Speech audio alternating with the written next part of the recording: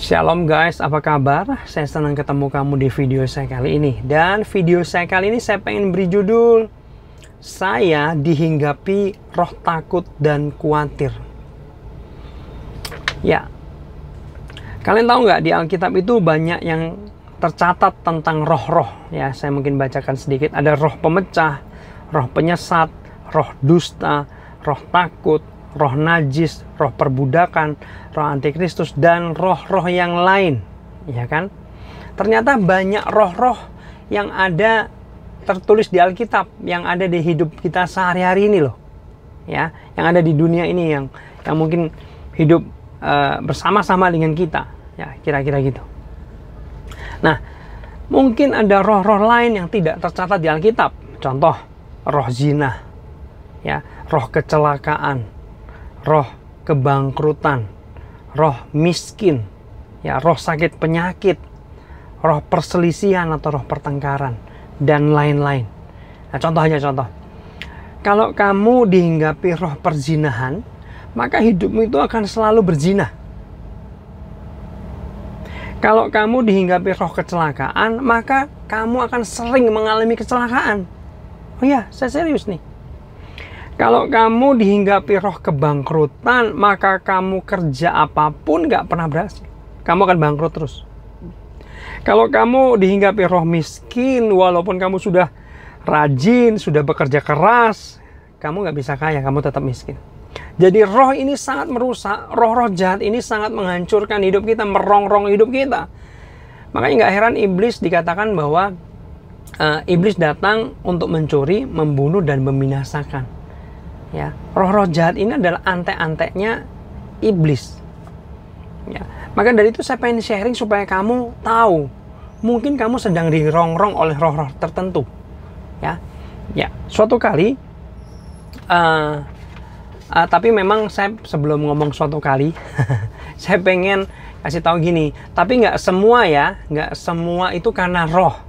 Contoh, kamu nggak pernah sukses, nggak pernah diberkati secara ekonomi, bukan karena roh miskin, tapi karena kamu malas, nggak mau kerja, pengennya jadi generasi rebahan, pengen nyantai. Makanya kemiskinan bisa datang sama kamu. Alkitab yang bilang, kalau kamu malas, kemiskinan dekat dan akan menghampiri kamu. Ya, jadi tidak semua. Nanti setannya bilang gini atau rohnya bilang gini, gue lagi yang disalahin. Padahal itu salah manusianya sendiri. Ya, jadi memang ada karena rongrongan roh-roh, tapi juga memang ada karena kesalahan kita sendiri. Ya, karena kebebalan kita sendiri. Contoh, kamu suka kecelakaan. Itu bukan karena roh kecelakaan. Tapi kalau kamu naik mobil atau naik motor sembrono, sembarangan, nggak hati-hati, makanya kamu suka nabrak, suka kecelakaan, ya, nangkep ya.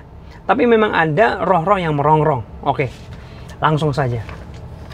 Nah, suatu ketika saya itu pernah, ya, sepertinya ada roh, ada rasa ketakutan dan kekhawatiran yang menguasai saya. Tapi saya bingung, yang saya takutkan dan saya khawatirkan itu nggak ada, nggak tahu apa. Tapi pokoknya takut dan khawatir aja. Aduh Tuhan, gimana sih? Aku takut apa ya? Kok khawatir yang berlebihan? Dan saya nggak tahan. Lalu saya memutuskan untuk pergi ke tempat doa atau rumah doa atau bukit doa. Waktu itu ada di Ungaran. Ungaran, tahu? Ungaran, Jawa Tengah, dekat Semarang. Dan saya 3 hari di sana doa puasa. Saya bilang, Tuhan tolong saya. Kenapa saya khawatir? Kenapa saya takut? Tuhan tolong, saya nggak tahan. Tuhan, saya tolong, bantu saya.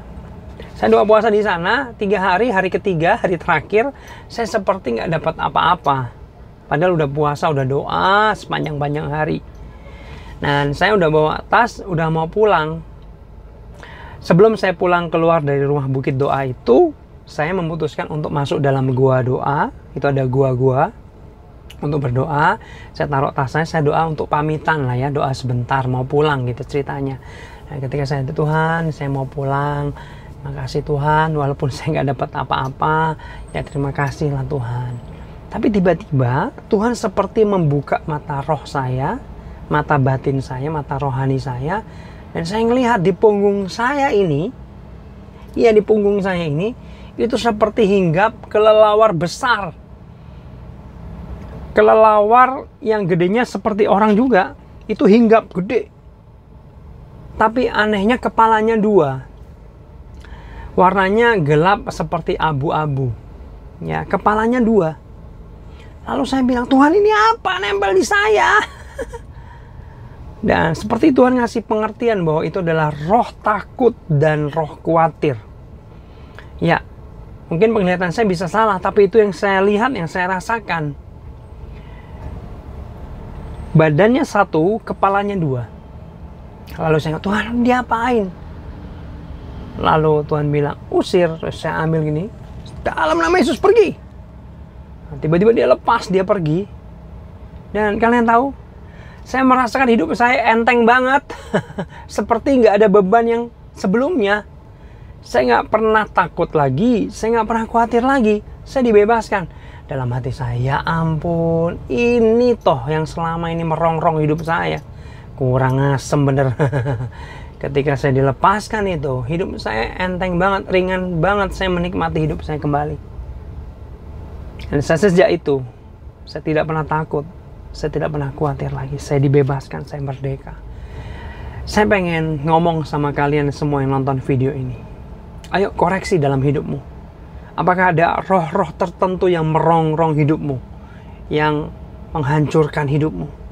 Yang tadi saya bilang, mungkin ada roh kemiskinan, roh sakit penyakit. Kamu sakit terus nggak pernah sembuh. Mungkin sembuh dari sakit A, kena sakit B, kena sakit C, dan lain sebagainya. Lalu mungkin ada roh kebangkrutan. Ya, kamu kerja apa nggak pernah berhasil, bangkrut terus. Atau roh perselisihan. Di rumah kamu berselisih terus, bertengkar terus, padahal nggak ada masalah-masalah yang berarti. Bisa aja roh bermain di sana. Ya. Lalu coba koreksi, mungkin ada roh-roh yang lain, ya.